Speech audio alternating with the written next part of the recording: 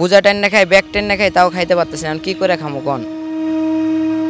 সোহেল রানা কমলাপুর স্টেশনের সাথে তার সখ্যতা 12 বছরের। কুলির কাজ করে বেশ ভালোই চলছিল তার জীবন, কিন্তু গেল কয়েকদিনের দেশ জুড়ে অস্থিতিশীলতায় অধ্যাহার অনাহার এখন তার নিত্যসঙ্গী।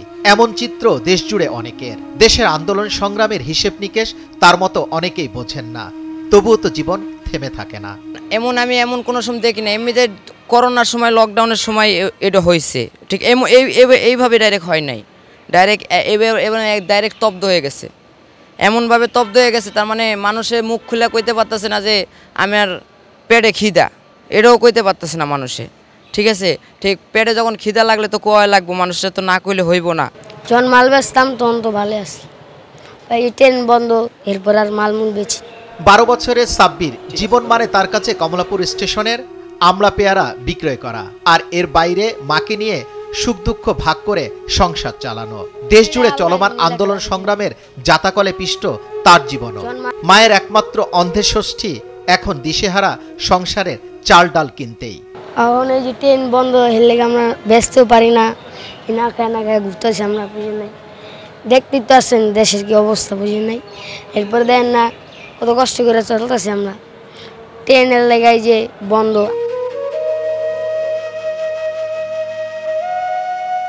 শুধু সোহেল রানা কিংবা সাব্বির নয়, এই কাতারে আছেন তানিয়া বেগম নামে এক সংগ্রামী নারীও। গত 15 বছর ধরে তিনি ভাত বিক্রি করেন কমলাপুর স্টেশনে, আর এই আয় দিয়ে চলে তার 6 জনের সংসার। দেশের বর্তমান অবস্থায় ট্রেন চলাচল বন্ধে তার জীবনে নেমে এসেছে দুর্যোগের ঘনঘটা। আগে মোটামুটি বিক্রি হইতো, এখন বিক্রি নাই, মানুষজন নাই, ট্রেনেই তো চালু হয়েছে না, তাহলে ভাত বিক্রি খেয়ে মানুষজনের কাজে ইনকাম নাই, মানুষের না খায় পড়ে রয়েছে। এখন 20 বাটি আনি, কোনো সময় 10 বাটি হয়, কোনো সময় হয় না, গোয়ালে দেওয়া লাগে। আগে কি ঘুরিয়ে নিয়ে যেতে হতো? না, আগে গেছে না, বেচা কিনা হয়েছে। গত 12 দিন ধরে কোটা সংস্কার আন্দোলনের কারণে বন্ধ রয়েছে ট্রেন চলাচল, আর দেশ জুড়ে সহিংসতায় নিম্ন আয়ের মানুষের কপালে চিন্তার ভাঁজ। স্টেশনে যাত্রী না থাকায় বেচাকিনা বন্ধ হয়ে যাওয়ায় বর্তমানে কর্মহীন অবস্থায় দিন কাটছে অনেকের। এ অবস্থায় পকেটে টাকা না থাকায় পরিবার নিয়ে দুশ্চিন্তার ভাঁজ তাদের চোখে মুখে। এখন আমরা না খাই মরতেছি, এখন কোনো কাম কাজ নেই, এখন খাইতেও পারি না, সারাদিন একবেলা খাই। এখন তো মরে যেতে ইচ্ছে হইতেছে, কি করবো কোন? এখন না পারতাছি পরের একটা জিনিস ধরতে, না পারতাছি কাম কাজ করতে, এমন একটা দুর্ভোগে পড়ে গেছি। কেউ জিগাই দিয়ে আছে না, 10 টাকার ভাড়া কেউ 5 টাকা টানতেছে, ঠিক আছে। মনে করেন আমাকে কেউ ডাইকা জিগাই না, যে যায় না হ্যারও আমরা জিগাইতেছি, ঠিক আছে। এরকম পরিস্থিতি 200, 250, 300 ঘর ভাড়া পড়তেছে, পোলার মাদ্রাসার বেতন। এমন মনে হইতেছে যে খুব ব্যস্ত, এটা ছুটি পাইলে ভালো হইতো, এখন ছুটি পাইতে ভালো লাগে না, কাজের মানুষ তো, অলস জীবন ভালো লাগে না। কোটা সংস্কার আন্দোলনকে ঘিরে দেশ জুড়ে সহিংসতায় পুড়িয়ে দেওয়া হয়েছে বিভিন্ন ট্রেনের বগি, ভাঙচুর করা হয়েছে রেলের ইঞ্জিল ও কোচ, সেই সাথে ক্ষতিগ্রস্ত হয়েছে রেলপথ।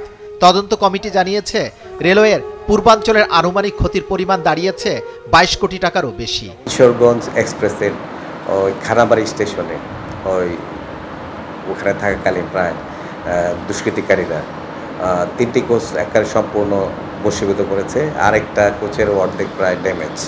এটা হচ্ছে খানাবাড়ি স্টেশনে।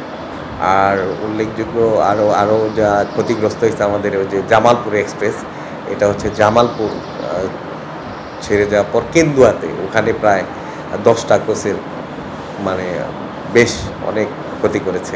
রেলওয়ে তদন্ত কমিটি বলছে কোটা সংস্কার আন্দোলনের সময় 4টি স্টেশনে 40টি বগি ভাঙচুর ও পুড়িয়ে দেওয়া হয়, ফলে ট্রেন চলাচল না করায় সারা দেশে বিভিন্ন রুটে যাত্রীরা বিপাকে পড়েছেন।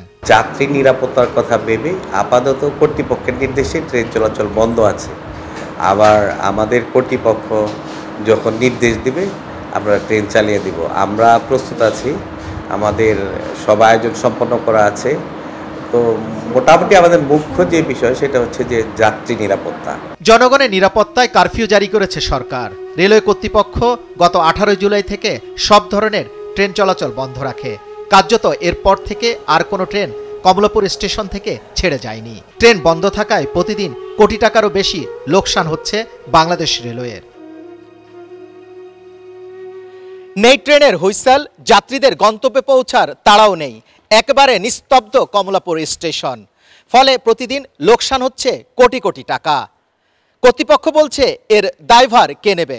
যুবরাজ ফয়সাল, ভোরের কাগজ, কমলাপুর স্টেশন, ঢাকা।